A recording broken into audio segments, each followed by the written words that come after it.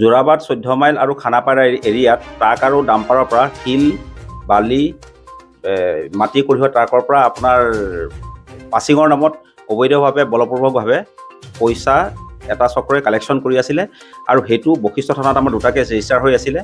সেই সংক্ৰান্তত আগতে আমি 5জন মানুহক এৰেষ্ট কৰিছিলোঁ আৰু আজি আপোনাৰ নৱ ডেকা তেখেত assistant enforcement inspector DT office Kamrup চিটিৰ তেখেতক আজি এৰেষ্ট কৰা হৈছে আৰু আমাৰ তদন্ত চলি আছে।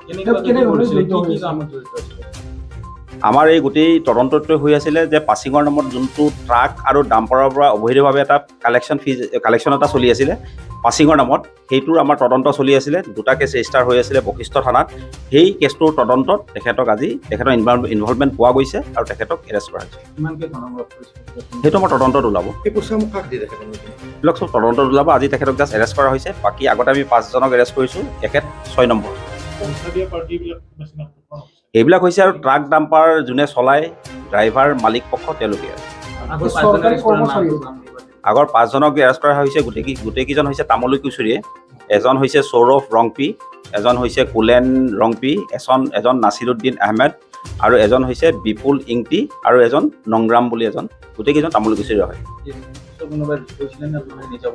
এটা আমাৰ চৌমতৰ কেছ আছিল দুটা। কি ক'লে? তদন্ত চলি আছে, তদন্ত কালত ওলাব।